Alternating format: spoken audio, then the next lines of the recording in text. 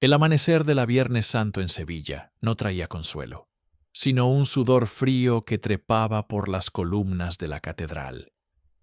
El aire estaba saturado de un incienso denso, casi sólido, que se mezclaba con el aroma a cera quemada y el azahar temprano. La multitud, un mar de sombras negras y capirotes puntiagudos, guardaba un silencio sepulcral, mientras la cofradía de El Silencio avanzaba por las calles estrechas. Sin embargo, el ritmo monótono de los tambores se quebró con un grito que no pertenecía a ninguna saeta religiosa. No era un canto de devoción, sino un alarido de puro horror humano que desgarró la solemnidad de la madrugada. En el centro de la plaza, el paso de madera dorada se detuvo en seco. Los costaleros, hombres curtidos que cargaban el peso de la fe sobre sus nucas, sintieron un goteo cálido y espeso que no era cera de vela. Al levantar la vista, el capataz palideció. Allí, sobre la tarima labrada por maestros del siglo XVII, entre flores blancas y cirios parpadeantes, no estaba la imagen de madera policromada del Cristo. En su lugar, el cuerpo de un joven de apenas 20 años había sido dispuesto con una precisión quirúrgica. Estaba desnudo, cubierto solo por un paño de pureza de seda auténtica que se teñía de rojo segundo a segundo. Sus manos no estaban clavadas, sino cosidas al madero con alambre de espino, de tal manera que sus dedos se curvaban en una agonía eterna, imitando la estética de la escuela barroca sevillana. El rostro del muchacho, fijado en una expresión de éxtasis y terror, era una máscara de dolor que ningún escultor vivo habría podido replicar. A pocos metros de la confusión, oculto tras la sombra de un balcón de forja, Mateo Velázquez observaba la escena con una calma gélida. Sus manos, callosas y manchadas de una mezcla de barniz y sangre seca, acariciaban un trozo de madera de cedro en su bolsillo. Mateo no veía un cadáver, veía un fracaso técnico. Demasiado rígido, susurró para sí mismo, su voz apenas un siseo bajo el capirote. El ángulo de la mandíbula no captura la verdadera iluminación del alma. Necesito más tiempo, necesito más carne. Mateo Velázquez no era un hombre corriente. A sus 40 años, era el último eslabón de una estirpe de imagineros que habían dado rostro a los santos de Andalucía durante 3 siglos. Su taller, situado en el corazón del barrio de Triana, era un santuario de madera, gubias y sombras. Pero Mateo despreciaba a sus antepasados. Para él, la madera era una mentira, una cáscara muerta que intentaba imitar la vida sin poseer su esencia. Su obsesión nació el día que comprendió que la única forma de alcanzar la perfección divina en el arte era capturando el momento exacto en que la vida abandona el cuerpo, ese instante de transición donde el dolor se convierte en santidad. Esa misma tarde, mientras la ciudad se sumía en el luto oficial, Mateo regresó a su taller. El espacio olía a serrín fresco y a aceite de linaza. En las paredes colgaban bocetos de anatomía humana, diagramas de tendones y músculos que parecían más propios de un carnicero que de un artista religioso. En el centro de la estancia, sobre una mesa de trabajo maciza, descansaba un periódico de la época, el ABC, que ya informaba sobre la profanación del paso de Semana Santa. Mateo lo apartó con desdén, derramando un poco de vino tinto sobre el papel. Se dirigió al fondo del taller, donde una pesada puerta de roble conducía al sótano. Bajó los escalones de piedra con una lámpara de aceite en la mano. La luz vacilante reveló su verdadera obra. No eran estatuas. Eran moldes de escayola tomados de personas reales. Pero lo que había detrás de las cortinas de arpillera era mucho más siniestro. Mateo se acercó a un rincón donde guardaba sus herramientas.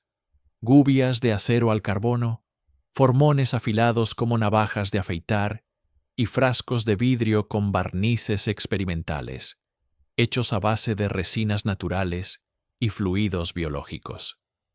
«La madera es sorda», dijo en voz alta, mirando su reflejo en un espejo sucio. «Pero la carne canta cuando se la trabaja correctamente».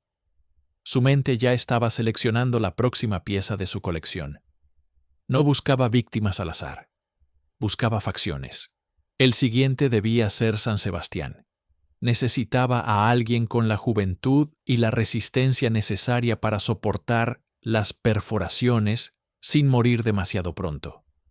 En la España de Franco, donde la policía vigilaba cada esquina, Mateo sabía que su mejor escondite era la propia fe del pueblo. Nadie sospecharía del hombre que restauraba los altares de Dios. Se sentó en su taburete y comenzó a afilar un pequeño bisturí. El sonido del metal contra la piedra de afilar era rítmico, casi hipnótico. En su cabeza ya visualizaba el siguiente altar. No usaría clavos de hierro esta vez. Usaría astillas de hueso talladas. La lógica de su locura era impecable. Si Dios creó al hombre a su imagen y semejanza, solo destruyendo al hombre se podía ver la cara de Dios. La noche cayó sobre Sevilla, y mientras las campanas de la Giralda doblaban a muerto, Mateo Velázquez apagó la lámpara, dejando que la oscuridad del sótano abrazara sus sueños de gloria sangrienta. El primer sacrificio había sido solo el prólogo. El verdadero arte estaba a punto de comenzar. El taller de Mateo no solo olía a trementina y cedro, olía a miedo antiguo. Para entender el pulso firme de Mateo, al hundir el formón en la carne, había que retroceder a su infancia en la posguerra. Su padre, don Alfonso Velázquez, un hombre cuya fe era tan dura como la encina que tallaba, le había enseñado que la belleza solo nacía a través del castigo. Si la madera no sufre bajo el acero, no es arte, es leña, solía decir mientras golpeaba los nudillos del pequeño Mateo con una regla de latón cada vez que una veta se astillaba. Mateo creció viendo cómo su padre esculpía Cristos agónicos para las iglesias destruidas durante la Guerra Civil. Observaba cómo el viejo buscaba modelos entre los heridos del hospital de sangre, estudiando la palidez de los moribundos para copiar el tono exacto de la muerte. Esa fue su verdadera escuela. La observación clínica de la extinción humana bajo el pretexto de la devoción católica. Cuando Alfonso murió en 1945, dejando a su hijo solo con una colección de gubias y una mente fracturada, Mateo ya no veía santos en los altares. Veía maniquíes vacíos que pedían a gritos una chispa de vida real. Aquella mañana de abril, tras el estrépito causado por el Cristo vivo en la procesión, Mateo caminaba por el mercado de Triana. Sus ojos, hundidos y febriles, no buscaban fruta ni carne de ternera. Buscaba una estructura ósea. En los años 50, Sevilla era un hervidero de gente humilde, guardias civiles con bigotes afilados y jóvenes que buscaban en la iglesia un refugio contra el hambre. Fue allí, cerca de la Real Parroquia de Santa Ana, donde lo vio. Se llamaba Gabriel. Era un huérfano que ayudaba a cargar sacos de harina, un joven de unos 19 años con hombros anchos pero una cintura delgada, casi ascética. Su rostro tenía esa pureza trágica que los pintores del Renacimiento buscaban para representar a San Sebastián. Pómulos altos, labios entreabiertos por el cansancio, y unos ojos claros que parecían mirar siempre hacia un horizonte inexistente. «Es él», susurró Mateo, sintiendo un cosquilleo en las yemas de sus dedos. «El lienzo perfecto». Mateo no era un depredador impulsivo. La España de Franco era un lugar de orden y vigilancia. donde un paso en falso podía llevarte a la cárcel de Ranilla. Pasó 3 semanas estudiando los horarios de Gabriel. Descubrió que el chico dormía en un jergón en la trasera de una panadería y que, a menudo, se quedaba rezando hasta tarde en la iglesia para pedir un milagro que nunca llegaba. El plan era sencillo, casi litúrgico. Una noche de lluvia fina, Mateo se acercó a Gabriel bajo los arcos del puente de Isabel II. Llevaba puesto su traje de domingo, el desastre, que le daba un aire de respetabilidad burguesa. «Muchacho», le dijo con una voz suave, modulada por años de confesar pecados que no sentía. «He visto cómo trabajas. Mi taller de imaginería necesita un aprendiz, alguien que entienda el peso de la tradición. Te daré techo, comida caliente, y te enseñaré un oficio que te hará hombre ante Dios». Gabriel, con el hambre royéndole las entrañas y la inocencia nublándole el juicio, vio en aquel hombre de manos finas y mirada intensa a su Salvador. No sabía que estaba aceptando una invitación a su propio calvario. Al llegar al taller en la calle Pureza, Mateo cerró la puerta con una llave de hierro que pesaba como una sentencia. El sonido del cerrojo encajando fue el último eco del mundo exterior que Gabriel escucharía. El aire en el taller estaba cargado con el humo de una pequeña estufa de carbón. Mateo le ofreció un vaso de vino peleón, servido en un vaso de cristal grueso, típico de las tabernas sevillanas de la época. «Bebe, Gabriel. El arte es un camino largo, y hoy comienza tu transformación». El vino estaba mezclado con láudano, una sustancia que Mateo conseguía a través de un viejo boticario bajo el pretexto de sus migrañas crónicas. En menos de 10 minutos, el joven empezó a sentir que el suelo se convertía en agua. Sus párpados pesaban toneladas. Mateo lo sostuvo con una fuerza sorprendente, una fuerza forjada por décadas de domar troncos de caoba. Con una parsimonia aterradora, Mateo arrastró el cuerpo de Gabriel hacia la trampilla del sótano. Bajó los escalones uno a uno, disfrutando del sonido de los talones del chico golpeando la piedra. Una vez abajo, en la penumbra iluminada por velas de sebo, Mateo desnudó al joven con una delicadeza casi nupcial. Lo encadenó a un armazón de hierro que él mismo había soldado. No era una celda, era un caballete humano. Los brazos de Gabriel fueron extendidos hacia arriba, sus pies apenas tocando el suelo frío. Mateo encendió un foco de luz potente, un lujo de electricidad que pocos podían permitirse, y se sentó frente a él con un cuaderno de dibujo. «No temas, Gabriel», murmuró Mateo mientras trazaba con carboncillo las líneas de las costillas del chico. «Tu carne se convertirá en mi obra maestra. Tu dolor será el incienso que suba hasta el cielo. Te voy a dar lo que ningún hombre tiene, la inmortalidad en el sufrimiento». Mateo tomó su gubia más fina y la pasó por la llama de una vela. El metal brilló con un azul mortecino. La primera fase del proceso estaba a punto de comenzar. No sería una muerte rápida.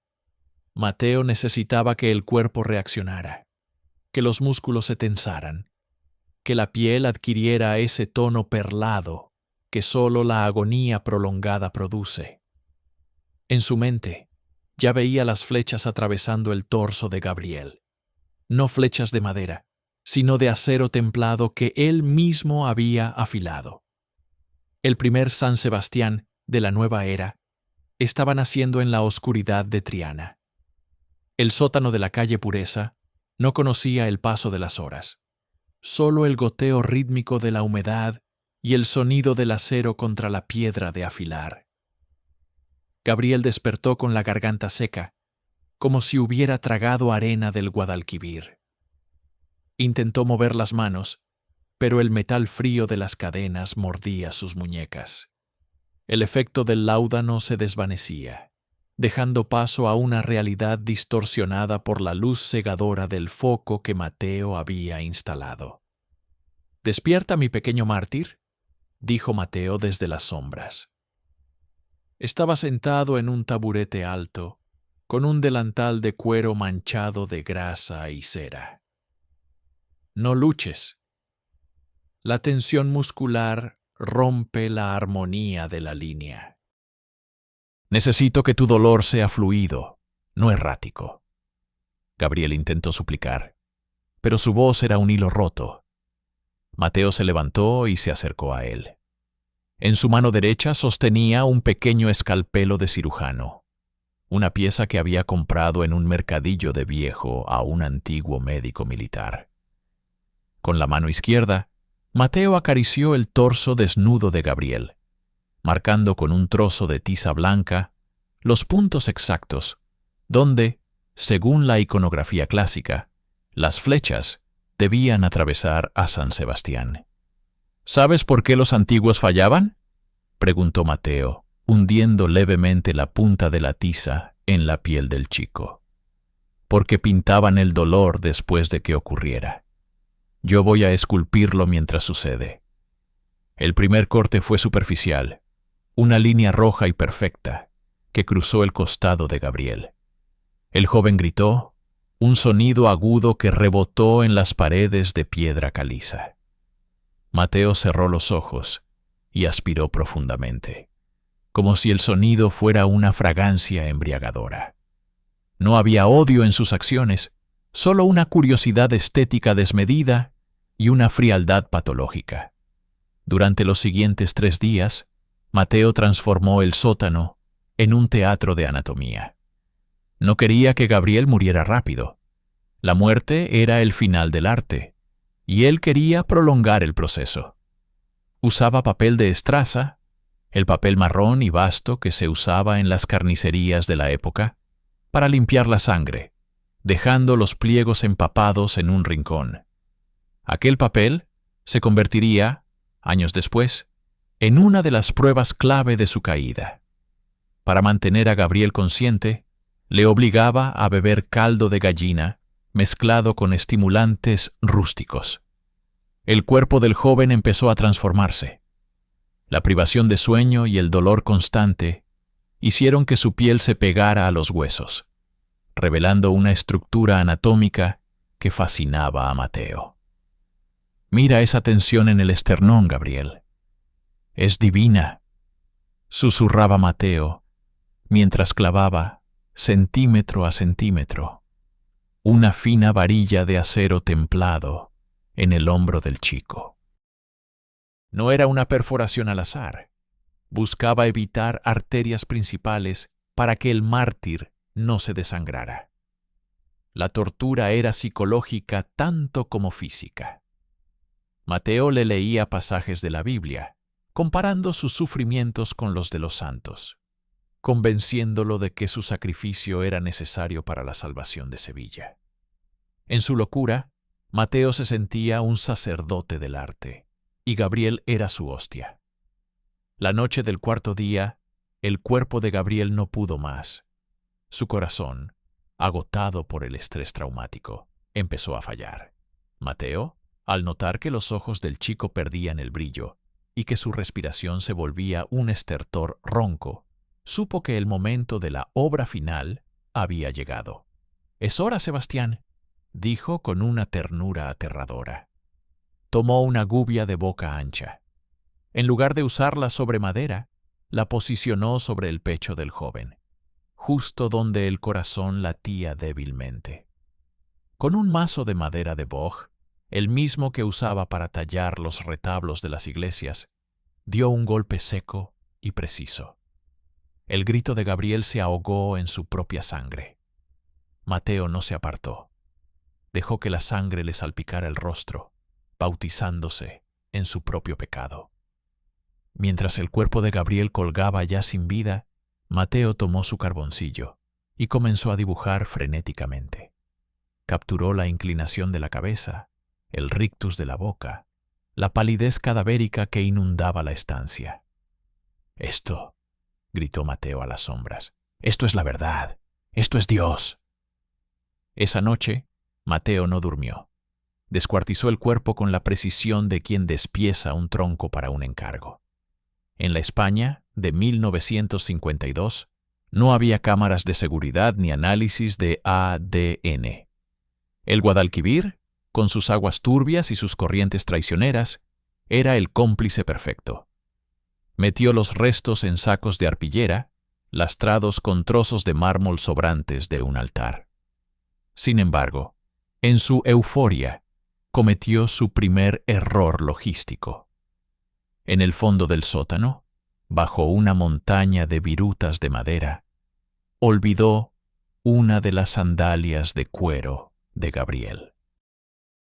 Un objeto pequeño, insignificante, que quedaría sepultado por el polvo del tiempo hasta que la justicia decidiera llamar a su puerta. Sevilla despertó semanas después con un rumor que corría más rápido que el viento de levante. Unos pescadores de anguilas habían sacado del Guadalquivir, cerca de la zona de San Juan de Aznalfarache, un saco de arpillera que pesaba más de lo debido. Al abrirlo, esperando encontrar herramientas robadas o contrabando de extraperlo, se toparon con la pesadilla. Un torso humano tan perfectamente diseccionado que parecía una lección de anatomía en mármol, si no fuera por el olor a putrefacción que ni la sal del río podía ocultar. La Guardia Civil de la época, con sus tricornios de charol y su rectitud de hierro, intentó silenciar el hallazgo para no alterar el orden público del régimen. Pero el horror tiene su propia voz. En los mercados, en las colas del pan y en los patios de vecinos, se hablaba de un carnicero sagrado. El detalle de que los restos mostraran signos de haber sido trabajados con herramientas de carpintería fina no pasó desapercibido para los forenses locales. Mateo, ajeno al pánico exterior, o quizás alimentándose de él, ya estaba inmerso en su segundo proyecto. Gabriel había sido la pureza. Ahora necesitaba la redención. Necesitaba a su María Magdalena. Su búsqueda lo llevó a los barrios más humildes y a las casas de mancebía que se escondían tras fachadas discretas. Allí encontró a Elena, una mujer de unos 30 años que cargaba con la tristeza de una viuda de guerra. Tenía una melena larga y cobriza, que bajo la luz adecuada recordaba a las pinturas de Tiziano. Elena sobrevivía cosiendo mantones y, en ocasiones, aceptando la caridad de hombres que buscaban consuelo en sus brazos. «Tiene usted una gracia natural, doña Elena», le dijo Mateo una tarde, tras haberla seguido hasta una pequeña mercería. «Estoy restaurando el retablo de una capilla privada y necesito una modelo para el rostro de la Magdalena. Pagaré 10 veces lo que gana usted con la costura». Elena, que veía cómo sus dedos se deformaban por el frío y la aguja, aceptó sin sospechar que aquel caballero de voz pausada ocultaba un nido de víboras en su mente. Para ella, los estudios en el taller de la calle Pureza eran una bendición de la Virgen. Para Mateo, ella era un bloque de carne que debía ser esculpido mediante el fuego. Esta vez, Mateo decidió que el dolor por corte era insuficiente para representar la pasión de la Magdalena. Quería capturar la quemazón del alma. En el sótano, después de que Elena cayera bajo el sopor del láudano, no usó cadenas gruesas. Usó cordeles de seda roja que apretaban su piel, creando un relieve de rombos sobre sus extremidades, imitando los bordados de los mantos procesionales. Cuando Elena despertó y se vio atrapada, sus gritos fueron ahogados por un mordaza de papel de estraza empapado en aceite de linaza. Mateo no quería interrupciones. La Magdalena lloró lágrimas de arrepentimiento. «Elena», murmuraba él mientras acercaba una pequeña lámpara de soldar, una herramienta nueva de la industria metalúrgica que usaba para calentar sus gubias. Pero tus lágrimas serán de oro líquido. Durante días, el sótano se llenó de un olor nauseabundo a piel quemada. Mateo utilizaba los hierros candentes para realizar marcas rituales en los muslos y la espalda de la mujer, creando patrones geométricos que recordaban a la decoración mudéjar de los palacios sevillanos. Cada vez que Elena se desmayaba, él le lanzaba agua helada para devolverla a la conciencia. Necesitaba que sus ojos estuvieran abiertos, que las pupilas estuvieran dilatadas por el trauma absoluto. «¡Mira!», le gritaba, sosteniendo un espejo frente a su rostro desencajado. Esa es la expresión. Ese es el momento en que lo humano toca lo eterno. El tercer cuerpo fue encontrado poco después del de Elena. No fue en el río, sino en el propio parque de María Luisa, a los pies de una estatua. Estaba envuelta en telas ricas, como una reina caída, pero sus manos habían sido sustituidas por manos de madera talladas por Mateo, unidas a sus muñecas, con una precisión que horrorizó a los investigadores. La policía de Sevilla ya no podía ocultar lo obvio. Tenían a un monstruo entre ellos, un monstruo que conocía la ciudad, que conocía la religión y que manejaba las herramientas con la destreza de un ángel caído. La ciudad que antes vibraba con las campanas, ahora se hundía en un silencio de miedo. Las puertas se cerraban con doble cerrojo al caer el sol, y en las iglesias la gente ya no miraba a los santos con devoción, sino con la sospecha de que, tal vez, la madera escondía un secreto de sangre. Mateo, mientras tanto, limpiaba sus herramientas con un paño blanco. Sus manos temblaban, no de remordimiento, sino de excitación. 2 figuras estaban terminadas. Faltaban 2 más para completar su altar privado. Y sabía exactamente a quién buscar. La presión sobre la jefatura de policía de Sevilla era insoportable. El régimen de Franco no podía permitirse la imagen de una ciudad sagrada convertida en el coto de caza de un maníaco. Para resolver el caso, enviaron desde Madrid al inspector Alejandro Vargas, un hombre de mirada cansada pero mente afilada, que había aprendido a leer la maldad humana en los escombros de la guerra. Vargas no creía en demonios, pero sí en los detalles. Se instaló en una oficina lúgubre, iluminada por una sola bombilla amarillenta, rodeado de informes y fotos en blanco y negro de los cuerpos hallados. A diferencia de los guardias locales, que veían en los crímenes una blasfemia, Vargas veía una firma. «Observen la incisión en el esternón de la primera víctima», dijo Vargas a sus subordinados, señalando una fotografía con la punta de su cigarrillo. «No es el tajo de un carnicero, es un ángulo de 45 grados, limpio, diseñado para no astillar el hueso. Esto es obra de alguien que trata el cuerpo como si fuera madera de alta densidad». El inspector pasó días recorriendo los talleres de carpintería de la ciudad, pero ninguno encajaba.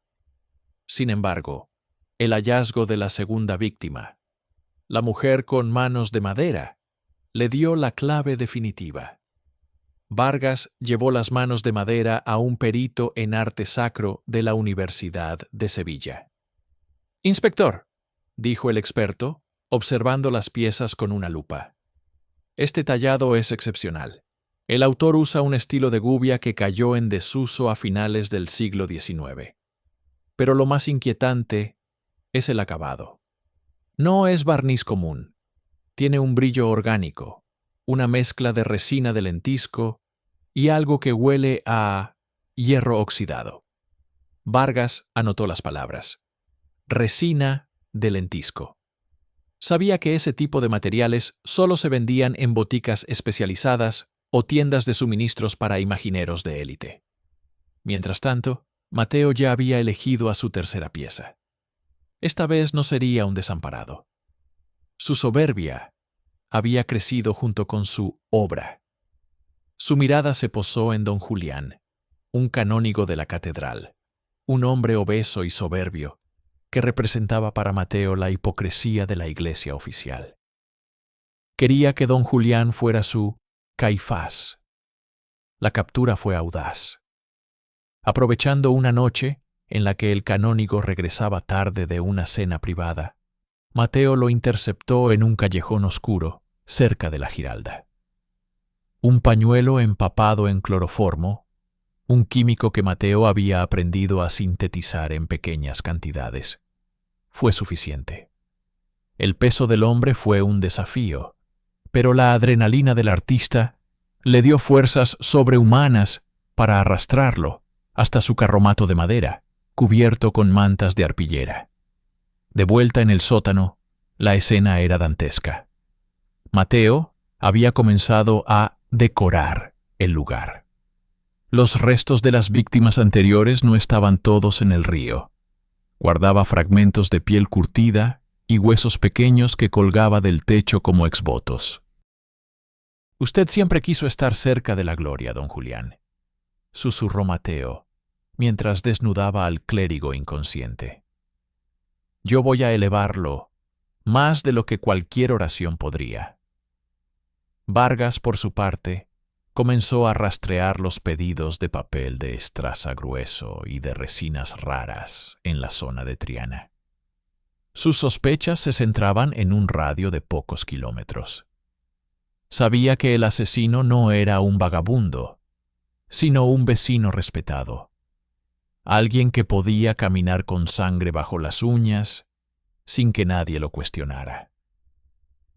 «Busquen a un imaginero», ordenó Vargas a sus hombres. «Alguien que trabaje solo. Alguien que no haya entregado obras nuevas a las cofradías en el último año, pero que siga comprando materiales como si estuviera construyendo una catedral entera».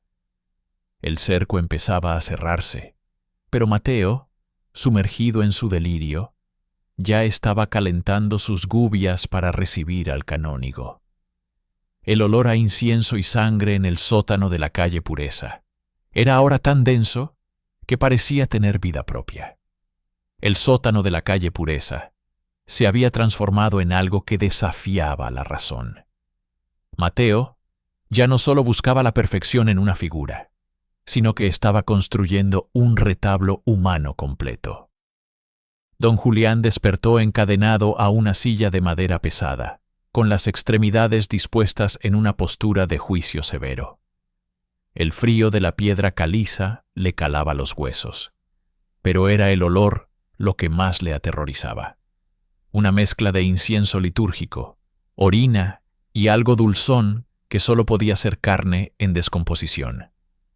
«¿Dónde estoy?», gimió el canónigo, su voz habitualmente autoritaria reducida a un susurro quebrado. «Soy un hombre de Dios, suélteme». Mateo emergió de entre las sombras, vistiendo su delantal de cuero, ahora endurecido por capas de barniz y fluidos.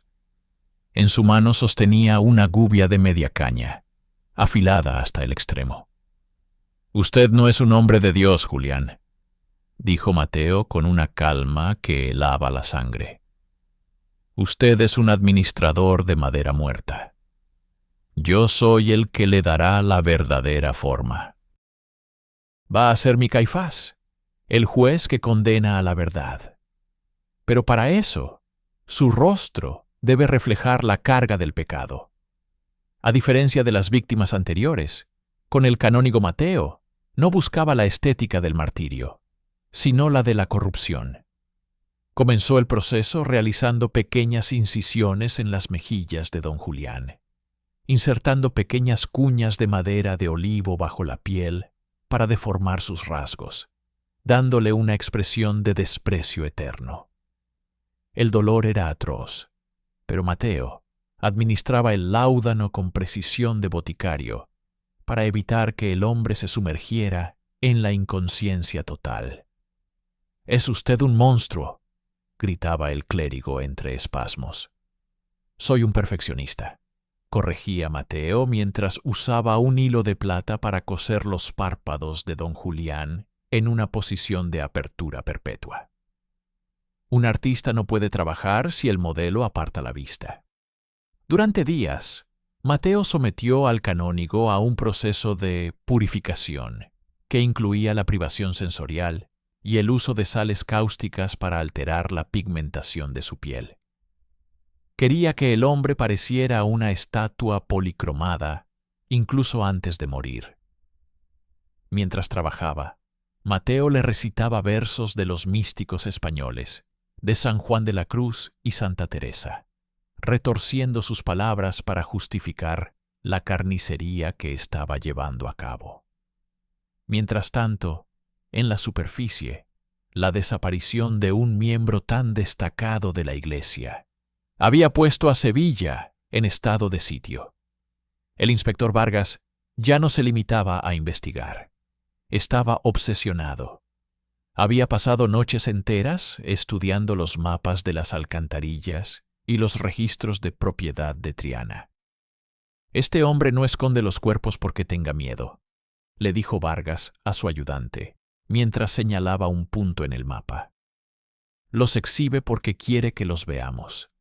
Pero el lugar donde los crea debe ser su útero, su lugar seguro.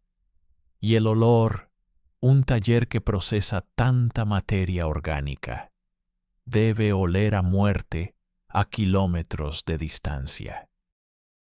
Vargas empezó a preguntar a los vecinos por olores extraños. Muchos culpaban a las curtidurías cercanas o a los desechos del río, pero una anciana que vivía frente al taller de Mateo mencionó algo distinto. «El señorito Mateo es un santo, siempre quemando incienso del bueno», dijo la mujer. «Pero a veces, a las 3 de la mañana, el incienso no huele a iglesia, huele a chamusquina, como cuando se queman las cerdas de un cerdo en la matanza». Aquella pista fue el primer hilo real del que Vargas pudo tirar. El inspector decidió visitar el taller al día siguiente, bajo el pretexto de encargar una figura para su madre fallecida. En el sótano, la obra de don Julián llegaba a su fin. Mateo, viendo que el corazón del clérigo ya no aguantaba más la presión de las cuñas y las suturas, decidió que era hora de la pincelada final. Tomó un frasco de barniz de su propia invención y comenzó a aplicarlo sobre la piel viva del hombre. «No se mueva, mi señor canónigo», susurró Mateo con los ojos brillantes de locura. «El brillo debe ser uniforme. Pronto, usted será más sagrado que cualquier trozo de madera en la catedral». El grito final de don Julián fue ahogado por la entrada del barniz en su garganta, sellando su destino y convirtiéndolo en la pieza central del altar privado de Mateo Velázquez. El escultor cayó de rodillas ante su creación, convencido de que finalmente había alcanzado la perfección divina. No sabía que, a pocos metros sobre su cabeza, el inspector Vargas ya estaba observando la cerradura de su puerta. La mañana en Triana era inusualmente húmeda. El inspector Alejandro Vargas se detuvo ante la puerta de madera oscura en la calle Pureza. Se ajustó la solapa de su gabardina y suspiró. Había algo en la fachada de aquel taller que le erizaba el vello de la nuca. Una pulcritud excesiva, un silencio que no encajaba con el bullicio de los talleres vecinos. Vargas llamó a la puerta. Tras un minuto de tensión, el cerrojo giró con un lamento metálico. Mateo Velázquez apareció en el umbral. Vestía una camisa blanca impecable, con las mangas pulcramente remangadas, y emanaba un fuerte aroma a sándalo y aceite de linaza. Sus ojos, aunque hundidos por la falta de sueño, proyectaban una serenidad que a Vargas le resultó profundamente inquietante. «¿El señor Velázquez?», preguntó el inspector, mostrando su placa con un gesto lento. «Inspector Vargas», de la Brigada de Investigación Criminal. Siento molestarle tan temprano, pero me han dicho que es usted el mejor imaginero de la ciudad. Mateo esbozó una sonrisa cortés, la máscara perfecta del artesano devoto. Es un honor, inspector. Pase, por favor. Mi taller es humilde, pero aquí el tiempo se detiene para servir a Dios. Vargas entró. Sus ojos se movieron como los de un lince, escaneando cada rincón. Vio las maderas de cedro apiladas, las gubias ordenadas por tamaño y las virutas doradas que cubrían el suelo. Sin embargo, su instinto buscaba lo que no estaba a la vista. El aire estaba demasiado saturado de incienso, como si alguien intentara ocultar un rastro de podredumbre bajo una capa de santidad. Mi madre falleció hace poco, mintió Vargas, acercándose a una mesa de trabajo. Era muy devota de la Virgen de la Amargura. Busco a alguien que pueda captar ese dolor real, no algo artificial. He visto las fotos de... Vargas hizo una pausa deliberada. Los hallazgos en el río. Dicen que el asesino es un artista. ¿Qué opina usted, maestro? Mateo no pestañeó. Continuó afilando un formón sobre una piedra de aceite con movimientos rítmicos. El mal siempre intenta imitar la belleza, inspector, pero carece de espíritu. Ese hombre del que hablan no es un artista. Es solo un hombre que no entiende que el cuerpo es el templo, no el material. Vargas se acercó al fondo del taller. Notó que una de las mesas de trabajo estaba cubierta con un pliego de papel de estraza grueso, el mismo tipo de papel que habían encontrado en los pulmones de la segunda víctima para ahogar sus gritos. Sobre el papel había un pequeño bisturí de acero. Interesante herramienta para un escultor de madera, comentó Vargas señalando el bisturí. Parece quirúrgico. Lo uso para los detalles de las uñas y los párpados, respondió Mateo sin inmutarse. La madera de caoba requiere cortes nerviosos. Fue entonces cuando ocurrió. Un descuido nacido de la arrogancia de quien se cree un dios. Al intentar alcanzar un boceto para mostrárselo al inspector, Mateo movió una caja de herramientas. Un objeto pequeño rodó por el suelo y se detuvo a los pies de Vargas. Era una pequeña cuenta de rosario, pero no era de madera. Estaba hecha de hueso pulido y tenía grabadas las iniciales JM. El inspector sintió una descarga eléctrica recorriéndole la columna. Sabía que don Julián, el canónigo desaparecido, llevaba siempre un rosario de marfil con esas mismas iniciales, un regalo personal del arzobispo. Vargas se agachó para recogerla, pero Mateo, con una rapidez felina, se interpuso, fingiendo que iba a limpiar una mota de polvo. «Perdona, inspector, el suelo está sucio», dijo Mateo, ocultando la cuenta en la palma de su mano. Pero ya era tarde.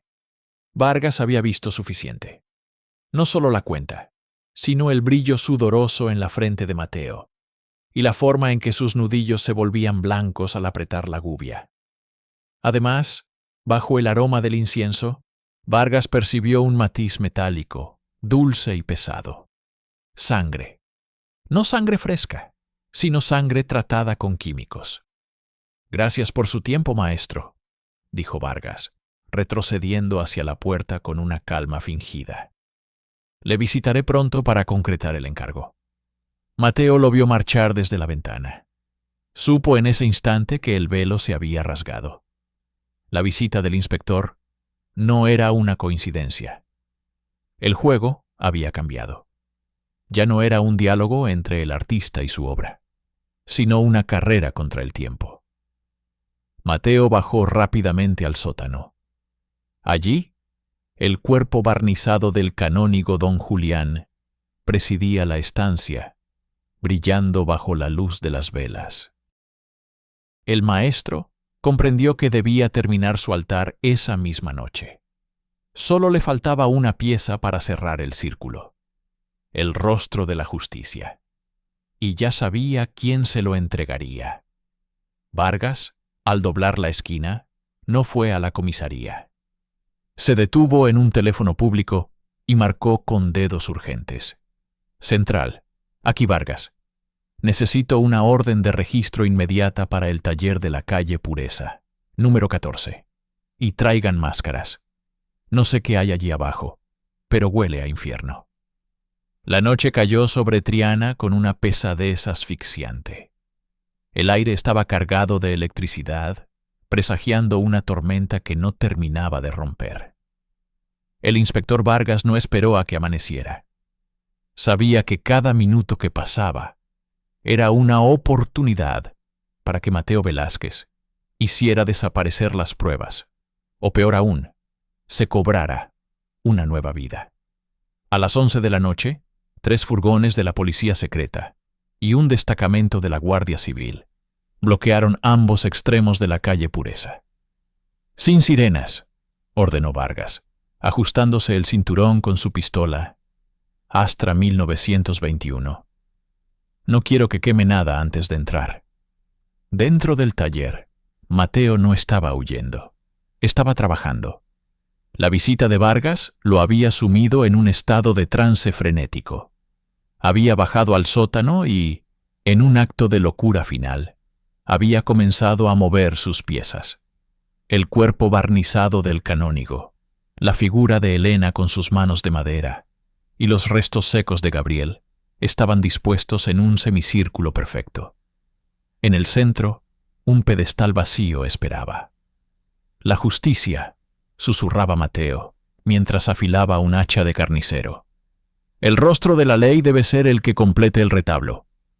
El sonido de un mazo golpeando la puerta principal retumbó en todo el edificio como un trueno. Mateo se detuvo. Sus ojos brillaron con una furia sagrada. No era miedo lo que sentía, sino indignación. ¿Cómo se atrevían a interrumpir el momento de la transfiguración? ¡Policía! ¡Abran en nombre de la ley! El grito de Vargas llegó desde arriba. Mateo apagó las luces del sótano, dejando que solo un par de velas de sebo iluminaran el lugar. Sabía que el sótano tenía un acceso complejo, una trampilla oculta bajo una pesada pila de mármol que solo él sabía mover con un sistema de poleas. Se ocultó tras una de sus figuras de madera a medio terminar, un San Jorge inacabado, y esperó con el hacha en la mano. Arriba, la policía derribó la puerta. Vargas entró el primero, con un pañuelo empapado en vinagre cubriéndose la nariz. El olor en la planta superior era ya nauseabundo, pero cuando localizaron la entrada al sótano, el hedor que subió era algo que ningún hombre de la patrulla olvidaría. Era el olor de una tumba abierta mezclado con barniz industrial. «Bajen con cuidado», susurró Vargas, iluminando la escalera de piedra con una linterna pesada. Los agentes bajaron uno a uno. El haz de luz de la linterna de Vargas cortó la oscuridad y se posó primero en la figura del canónigo. Uno de los policías jóvenes ahogó un grito y se dio la vuelta para vomitar. Don Julián parecía estar mirándolos con sus párpados cosidos, su piel brillando bajo el barniz como si fuera una porcelana macabra. «Dios nos perdone», murmuró Vargas, sintiendo que el aire se le escapaba de los pulmones. En ese momento, una sombra se desprendió de la pared. Mateo no atacó como un animal asustado, sino como un verdugo. Lanzó un pequeño bote de aguarrás contra la linterna de Vargas, y acto seguido, arrojó una vela encendida. Una llamarada repentina iluminó el sótano, creando sombras gigantescas de las víctimas en las paredes. «Es arte. Es la perfección que ustedes no pueden entender», gritó Mateo, lanzándose contra el grupo. El hacha descendió con una fuerza brutal, hiriendo en el hombro a la gente que estaba junto a Vargas. El caos se apoderó del sótano. Entre el humo, el fuego que empezaba a lamer las virutas de madera y las figuras de carne y madera, Mateo parecía un demonio danzando en su propio infierno. Vargas disparó al aire para intentar aturdirlo, pero Mateo conocía cada rincón de aquel laberinto. Se movía entre los cuerpos de sus víctimas, usándolos como escudos humanos. Por un momento, Vargas quedó cara a cara con el asesino. Vio la cara de Mateo. No había rastro de humanidad en ella, solo una convicción mística y aterradora. «Usted es la última pieza, inspector», dijo Mateo, levantando el hacha para el golpe final. Pero la arrogancia de Mateo fue su caída. Al retroceder para tomar impulso, tropezó con la misma sandalia de cuero de Gabriel, que había quedado olvidada bajo los desperdicios semanas atrás. Ese pequeño objeto, el resto de su primer error, lo hizo perder el equilibrio. Vargas no perdió la oportunidad. Se abalanzó sobre él, golpeándolo con la culata de su arma en la sien. Mateo cayó pesadamente sobre el suelo de piedra, justo a los pies de su Magdalena. Los guardias civiles se lanzaron sobre él, encadenándolo con la misma ferocidad con la que él había encadenado a sus víctimas. «Se acabó, Velázquez», dijo Vargas, limpiándose la sangre de la cara. «Tu altar está maldito». Mientras sacaban a Mateo a rastras por las calles de Triana, los vecinos salían a las ventanas en silencio. No hubo gritos, solo un terror mudo al ver al maestro cubierto de sangre y serrín. En el sótano, los peritos comenzaban la tarea más oscura de sus vidas: recuperar los restos de los que una vez fueron personas, y ahora eran solo el sueño roto de un loco. El taller de la calle Pureza permaneció precintado durante semanas. La luz del sol de Sevilla, que solía ser alegre, ahora parecía negarse a entrar por los ventanales sucios. Dentro, el inspector Vargas dirigía a un equipo de forenses y especialistas en arte, que trabajaban con pañuelos empapados en alcanfor para soportar la atmósfera.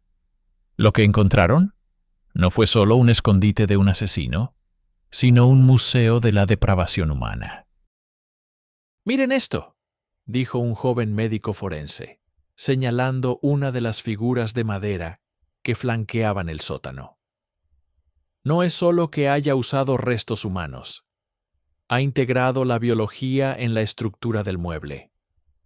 Al desmontar una de las grandes estanterías donde Mateo guardaba sus bocetos, descubrieron que los soportes no eran de madera de roble, sino fémures humanos tallados con tal maestría que imitaban las columnas salomónicas de los retablos barrocos. En un arcón de hierro, Vargas halló la colección de reliquias, una serie de frascos de botica etiquetados con caligrafía perfecta. Contenían ojos conservados en alcohol, mechones de pelo trenzados y, lo más macabro, una serie de dientes humanos incrustados en pequeñas cruces de plata. «Este hombre no mataba por placer carnal», observó Vargas, hojeando el diario que había encontrado tras un doble fondo en la pared. «Mataba por una ambición teológica. Se creía un colaborador de Dios, corrigiendo los errores de la creación a través del martirio». El diario de Mateo Velázquez era la prueba definitiva. En él, con dibujos detallados que habrían sido la envidia de cualquier anatomista, Mateo describía cada minuto de la agonía de sus víctimas. Explicaba cómo el papel de estraza servía para absorber la humedad del pecado, y cómo el barniz que él mismo destilaba, mezclado con sangre y resinas, otorgaba a la piel muerta una eternidad radiante. Entre las páginas, Vargas encontró la evidencia que vinculaba a Mateo con desapariciones que databan de hacía más de una década. No eran 3 o 4 víctimas. La lista ascendía a 7 nombres confirmados, incluyendo a un antiguo aprendiz de su padre, que todos creían que había huido a América. «Aquí está», dijo Vargas, señalando una entrada del diario fechada el día del hallazgo del primer cuerpo. El joven no soportó el peso de la gloria. El alambre de espino se rompió antes de que su alma se purificara. Debo mejorar la tensión del metal. Es una confesión completa. En el rincón más oscuro del sótano, los agentes encontraron el altar final que Mateo no pudo terminar. Estaba dedicado a la figura del ángel exterminador. Para esa obra, Mateo había estado recolectando trozos de piel de diferentes víctimas, cosiéndolos con hilos de seda para formar alas que colgaban del techo. Al ver aquello, incluso los guardias civiles más curtidos en la guerra tuvieron que salir a tomar aire. La noticia del contenido del taller se filtró a la prensa a pesar del rigor de la censura franquista. Sevilla se hundió en una mezcla de vergüenza y furia. Las cofradías que habían encargado restauraciones a Mateo comenzaron a retirar sus imágenes de las iglesias, temiendo que bajo la pintura y el estuco de sus vírgenes y cristos se escondiera algún resto humano. Mateo, mientras tanto, permanecía en una celda de aislamiento en la prisión de Ranilla. No pedía un abogado, pedía sus gubias. Pasaba las horas dibujando en las paredes de la celda con su propia sangre, intentando terminar el boceto de la cara de Vargas. Su mente ya no estaba en este mundo, sino en una catedral imaginaria donde él era el único arquitecto. «Dígale al inspector», le dijo Mateo al carcelero una noche, «que la madera es paciente, pero la carne es el único material que puede gritar la gloria de Dios. Él solo ve cadáveres. Yo veo el amanecer de un nuevo arte». Vargas cerró el informe final con un golpe seco. Tenía todas las pruebas: el diario, las herramientas con restos hemáticos, la sandalia de Gabriel y los testimonios de los boticarios. El caso estaba listo para el tribunal militar, donde a Mateo Velázquez no le esperaría ninguna piedad, solo el frío abrazo del hierro. El invierno de 1955 cayó sobre Sevilla, con una helada que parecía querer purificar la ciudad de los pecados de la calle Pureza. El juicio contra Mateo Velázquez no se celebró en una sala común, sino ante un tribunal militar, dada la alarma social y la profanación de figuras eclesiásticas. La sala estaba abarrotada de hombres con uniformes sobrios y mujeres cubiertas con mantillas negras, cuyos susurros cesaron en seco cuando Mateo entró encadenado. Su aspecto era el de un espectro. Había perdido peso, pero sus ojos conservaban una lucidez maníaca. No miró a los jueces, ni a las familias de las víctimas que lloraban en los bancos traseros. Sus ojos buscaban al inspector Vargas, que estaba sentado en la primera fila como testigo principal. ¿Se reconoce usted autor de las mutilaciones y asesinatos de las 7 personas citadas en este sumario?, preguntó el juez con voz de piedra. Mateo se irguió, haciendo sonar las cadenas. «No reconozco la palabra asesinato», respondió, y su voz resonó con una calma aterradora en la bóveda del tribunal. «Yo solo reconozco la obra. Esos cuerpos estaban vacíos, y yo les di una razón para existir. Si el mundo no está preparado para la verdad de la carne, es el mundo el que debe ser juzgado, no el artista». El inspector Vargas presentó las pruebas finales: el diario ensangrentado, la sandalia del joven Gabriel y, lo más impactante, las fotografías de los injertos de piel en las estatuas. Al ver las imágenes, el tribunal dictó sentencia en menos de 2 horas. En la España de Franco, la justicia para un monstruo así era rápida y sin apelación posible. Se le condena a la pena de 30 años de reclusión mayor por sus crímenes contra el Estado y la Iglesia, pero dada la naturaleza atroz de sus actos, se ordena la ejecución inmediata mediante garrote vil. Que Dios se apiade de su alma, porque este tribunal no lo hará. Mateo no se inmutó. Solo esbozó una media sonrisa al escuchar el método de su muerte. Para él, el garrote, un anillo de hierro que se aprieta mediante un tornillo hasta romper las vértebras cervicales, era la herramienta final, el último cincelazo que él mismo recibiría.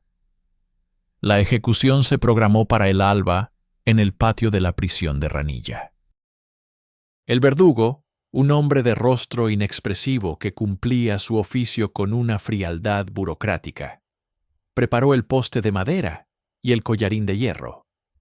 Vargas estuvo presente, por obligación y por una necesidad personal de cerrar el círculo.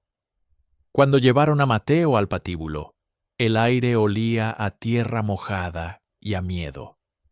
El sacerdote se acercó para ofrecerle la extrema unción, pero Mateo apartó el crucifijo de madera con desprecio.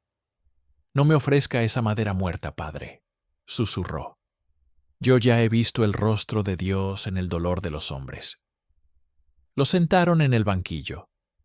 El verdugo le rodeó el cuello con el anillo de hierro. En ese último instante, Mateo buscó la mirada de Vargas. No había arrepentimiento, solo una curiosidad científica, como si estuviera analizando su propia transición hacia la obra maestra definitiva. El verdugo giró la manivela con un movimiento seco y experto. Se oyó un chasquido metálico, un crujido de hueso, y luego el silencio absoluto. La cabeza de Mateo cayó hacia adelante. El escultor de la pasión había terminado su última figura. Vargas salió de la prisión mientras el sol comenzaba a iluminar la Giralda.